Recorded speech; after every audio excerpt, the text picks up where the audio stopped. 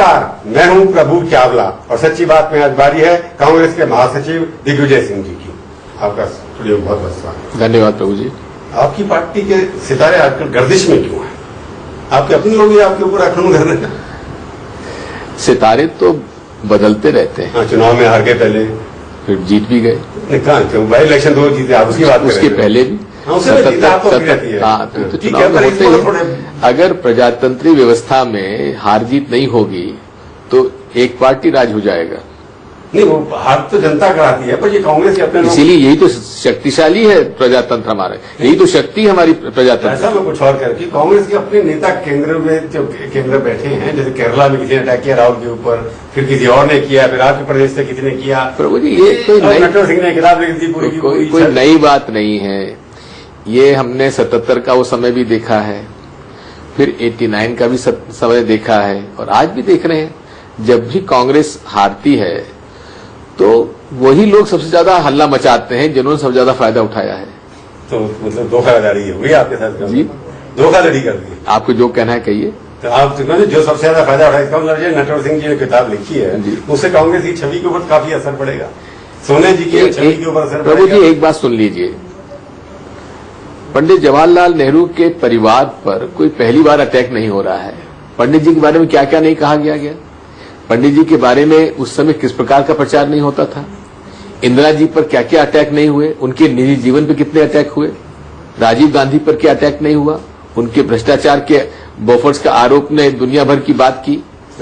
सोनिया जी पर क्या कभी आरोप नहीं लगे क्या, राहुल जी पर? तो ये आरोप तो लगते रहे हैं, लेकिन जो परिवार जिसने सत्ता भोगी हुई इतने वर्षों तक, आज तक एक भी आरोप प्रमाणित उनके खिलाफ नहीं हो पाया।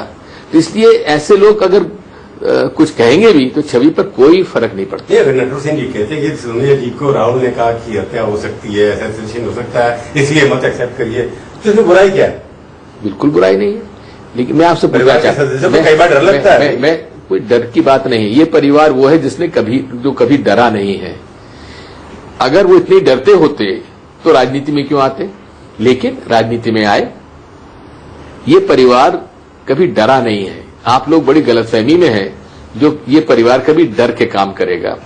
मैं तो एक बात जानता हूं, विश्व के सबसे बड़े प्रजातंत्री व्यवस्था में सबसे शक्तिशाली पद को सोनिया गांधी ने ठुकराया। किसी के ने ठुकराया? त्याग की मूर्ति जो है, त्याग की मूर्ति है।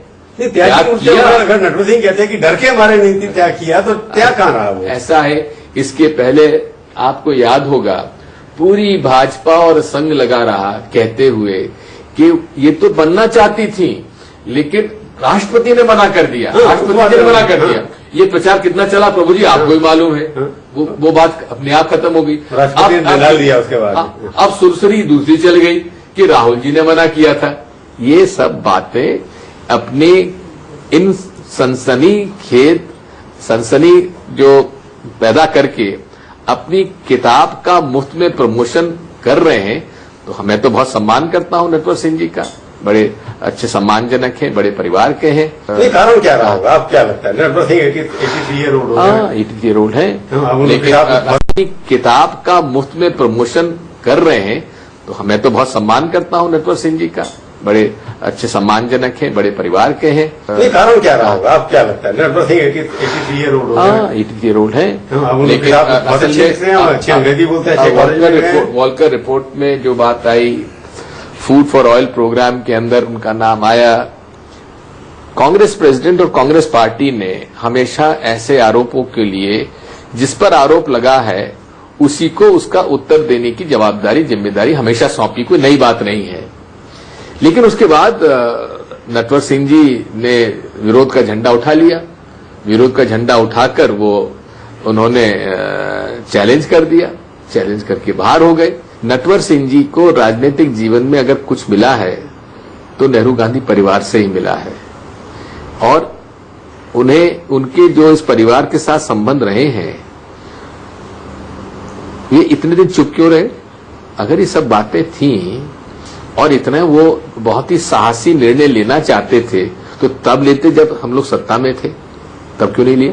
आप ये कहना चाहते कि अवसरवादी हैं नटवर सिंह जी? मैं तो ये कह रहा हूं कि दो चीजें हैं। क्या धोखेबाज है? ना मैंने अवसरवादी कहा, ना धोखेबाज कहा। तो क्या उनको डिस्क्राइब कैसे करेंगे आप? मैं डिस्क्राइब ये कहूंगा कि अपनी किताब का प्रमोशन के लिए कुछ न कुछ उनको कहना था। और ये भी है कि आज के जमाने में लाखों करोड़ रुपए खर्च हो जाते तो इतना प्रमोशन नहीं होता जितना कि उनके 2-3 जुमलों ने कर दिया। दूसरी बात ये भी मत भूलिए कि उनके बेटे आज भाजपा के विधायक हैं। ये भी मत भूलिए कि वे चुनाव के पहले मोदी जी से मिल चुके हैं, मोदी जी के प्रशंसक हो गए हैं, भाजपा में शामिल हो गए हैं। तो हर व्यक्ति अपने बेटे को के लिए कुछ करना चाहता है, पता चाहता है कि मोदी जी को खुश करने के लिए किताब लिखी है उन्होंने। हो सकता है, मैं ये नहीं कह रहा कि यही उनके है। कहने पर उनके मिले, आप कह रहे हैं कि मिले हैं। ऐसा है, बड़ा एक संयोग है। संजय बारू साहब एक किताब लिखते हैं, उसमें भी ये घुमा फिरा के बताया जाता है कि साहब मनमोहन सिंह जी के पास कोई अधिकार नहीं था, सारा अधिकार सोनिया जी के पास था। वही घुमा फिरा के बाद नटवर सिंह जी कह रहे हैं कहते फाइलें भेजी जाती थी हम सोनिया जी के बाद। ऐसा और है, एडवाइजर था, मीडिया एडवाइजर ने भी यही कहा जाने के बाद, सिखा देने के मैं बाद। आपसे पूछना चाहता हूं प्रभु जी कि प्रधानमंत्री जी के सचिवालय में संजय बारू जी ने काम किया। अगर फाइलें भेजी जाती थी तो वो 2009 तक चुप क्यों थे?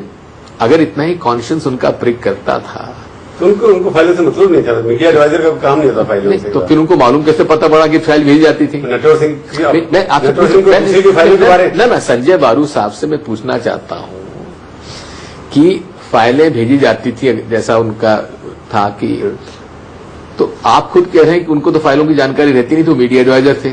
अब बात आई नटवर सिंह जी की। ये फाइलें दूसरा मिनिस्टर भेजा है, इनको कैसे पता होगा? नहीं, दूसरी बात मैं और कहता हूं आपसे, नटवर सिंह जी को अगर इतना ही उनका कॉन्शियस प्रिक कर रहा था तो फिर तब क्यों चुप रहे? तब क्यों नहीं कहा?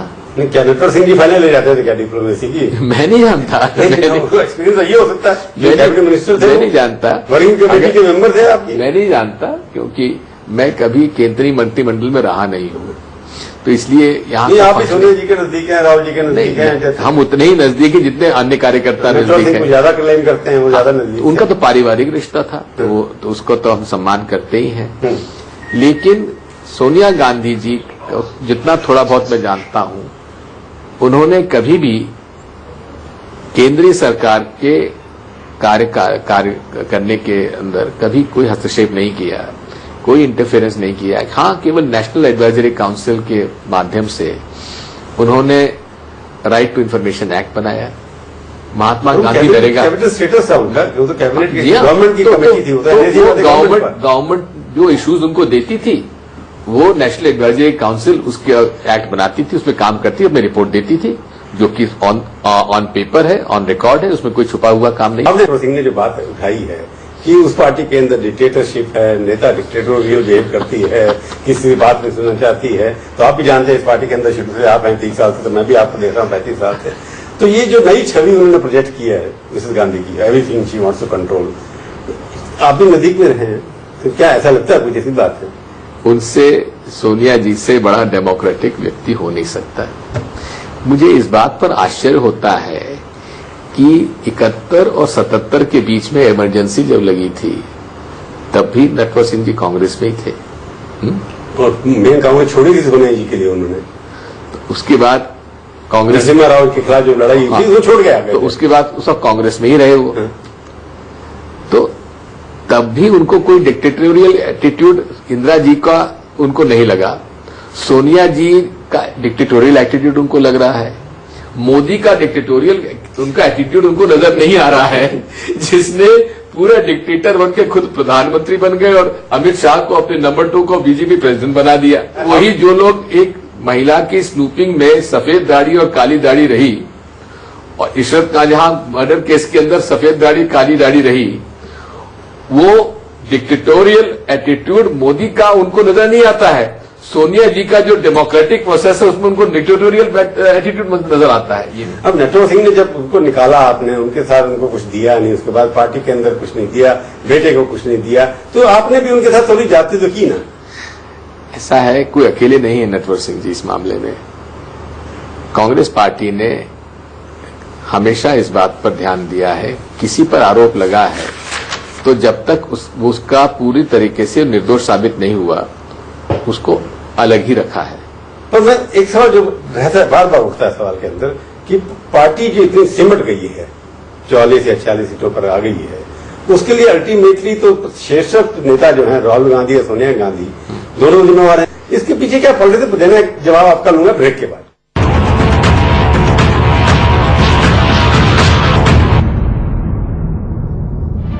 बताओ, ये जो मांग चल रही है बाकी लोगों की कि राहुल की जगह प्रियंका आना चाहिए, ये देखिए ऐसा है, हर व्यक्ति को अधिकार है वो पॉलिटिक्स में आए ना आए।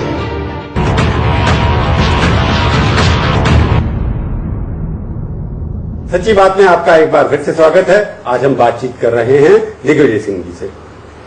मैं ब्रेक से पहले आपसे पूछा था कि हार के लिए कोई ना कोई तो जिम्मेवार होगा, और आपके यहाँ प्रैक्टिस है कि हारे हम, जीते सोनिया गांधी।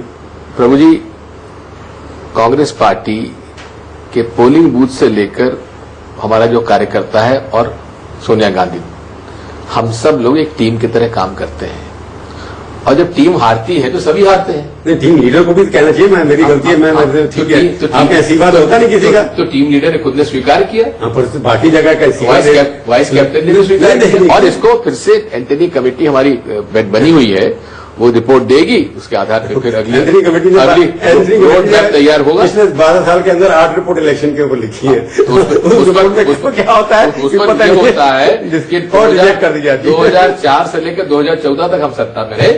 अमित शाह पर सवाल उठाया कि अमित शाह को अध्यक्ष क्यों बनाया गया जी?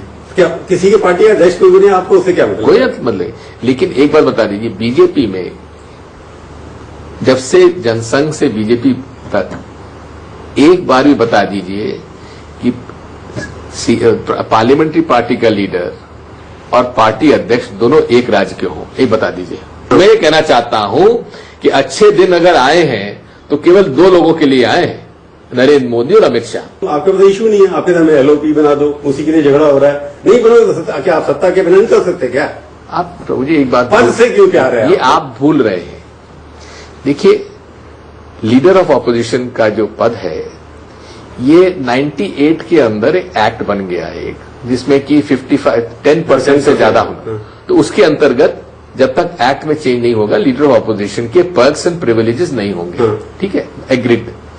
लेकिन उसके बाद जितने भी कानून बने, लोकपाल का कानून बना, अब दूसरे सीबीसी के अपॉइंटमेंट में, सीबीआई के अपॉइंटमेंट में, बाकी इंफॉर्मेशन कमिश्नर्स के अपॉइंटमेंट में लीडर ऑफ ऑपोजिशन उस सर्च कमेटी का मेंबर रहता है, सिलेक्शन कमेटी का मेंबर रहता है। ओके, अब अगर लीडर ऑफ ऑपोजिशन उसमें नहीं रहेगा तो यानी कि एक सत्ता जो है वही तय कर देगी सारे ये पद। हमें पद नहीं चाहिए, हमें कोई पर्क्स एंड प्रिविलेजेस और सैलरी नहीं चाहिए, लेकिन सिलेक्शन कमेटी के अंदर ऑपोजिशन का लीडर होना चाहिए।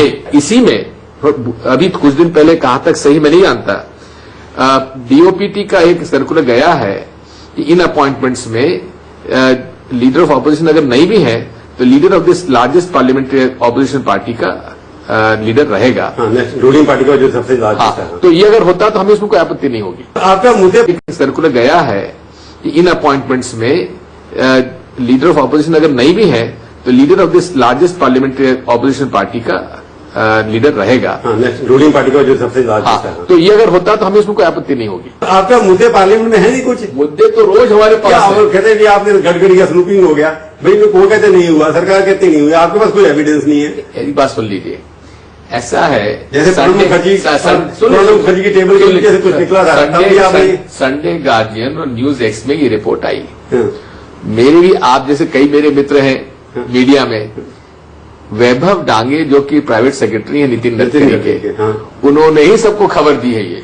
पर सवाल ये कि मैं इशू की बात कर रहा हूँ, आप रोज छोटे छोटे इशू उठा के, छोटे बहुत बड़े इशू। अब आप समझ लीजिए, वेद प्रताप जी वैदिक पाकिस्तान में जाके हफीज सईद से मिलते हैं और वहां के न्यूज चैनल को कहते हैं कि आजाद कश्मीर और भारत का कश्मीर दोनों को एक होके अलग से राज्य बनना चाहिए, देश बनना चाहिए, उसमें किसी को आपत्ति नहीं होना चाहिए, और पाकिस्तान हिंदुस्तान को दोनों को उसका समर्थन करना चाहिए।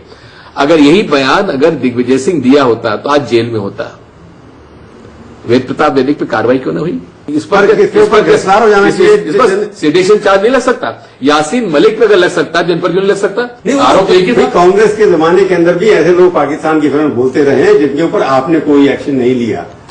यासीन मलिक उनसे एक है। तो प्रभु जी ठीक है, इसलिए इसका मतलब ये है, ट्रैक 2 में सत्ता में आते तो सच्चाई पता लगती है। एनडीए यूपीए के फौरन पाकिस्तान के मामले में कोई फर्क नहीं है। कोई फर्क नहीं है। आप मानते हो ना? मैं तो मानता हूँ। चलिए जनता इसी बात को समझ मैं ये मानता हूँ, एनडीए और यूपीए में पाकिस्तान के मामले में पॉलिसी के मामले में दोनों एक है। आप कह रहे हैं ना? बहुत बहुत धन्यवाद। पर आप मानते हैं ना इस बात को? दोनों एक हैं। देखिए, मैं तो शुरू से कहता आ रहा हूँ कि पड़ोसी राज्यों से अच्छे संबंध बनाने के लिए कांग्रेस पार्टी ने हमेशा से मैं आपसे पूछ रहा हूँ, मैं जो कह रहा हूँ, आप मोदी जी फॉरेन पॉलिसी के ऊपर मोदी जी के बयानात देख लीजिए। वो हमेशा गुजरात के चुनाव में पाकिस्तान को सामने लाते थे, मियां मुशर्रफ को सामने लाते थे, मियां कयानी को साथ में लाते थे, लेकिन प्रधानमंत्री का पद संभालते ही उन्होंने अपना पलटी मारी। मैं एक सवाल, आप कह रहे हैं कि मोदी जी के अगले 2-2.5 महीने जो हुए हैं, अच्छे दिन तो आ गए ना? आपने कहा 2 लोगों के लिए आए, उन्हीं के लिए आए, 2 लोगों के लिए आप कह रहे हैं। पर सवाल ये है कि आप उनकी फॉरेन पॉलिसी जो है अभी तक जो चल रही है, वो तो आपकी नेहरूविन पॉलिसी है। आपकी फॉरेन पॉलिसी है, उनकी फॉरेन पॉलिसी में आप सहमत हैं? फॉरेन पॉलिसी पे ठीक काम कर रहे हैं। जहां तक सार्क के उनके पॉलिटिकल एग्जीक्यूटिव हेड्स को बुलाया गया, हम इसका समर्थन करते हैं। मैं foreign policy as a holistic view पूछ, ऐसा है। दूसरा, गाजा के मामले में जो ब्रिक्स सम्मेलन का जो रेजोल्यूशन हुआ, हम उसका समर्थन करते हैं।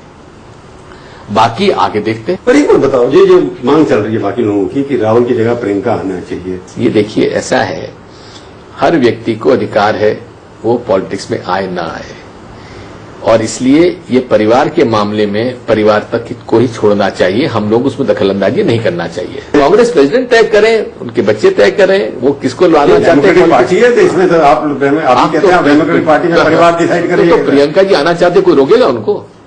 नहीं, आप रोक नहीं पाएंगे, ये बात सच है। तो फिर तो आना चाहिए कि नहीं आना चाहिए? मैं इसको क्यों कहूंगा? ये तो उन पर विवेक पे प्रियंका जी से मेरी मुलाकात नहीं है। तो दिग्गी राजा कब किताब लिखेंगे अपनी? दिग्गी राजा आपकी भी कहानियां है ना पॉलिटिक्स में। अब तो केसरी जी के शिष्य न खाता ना वही जो हम कहें सो सही। तो हम किताब नहीं लिखेंगे आप कोई भी? लिखेंगे। चलो, आप हमारे स्टूडियो में आए, बहुत बहुत धन्यवाद। तो ये थी आज की मुलाकात। अगले हफ्ते आएगी बारी किसी और हस्ती से, और उनसे हम करेंगे सच्ची बात इसी समय इसी चैनल पर। तब तक के लिए प्रभु चावला का नमस्कार।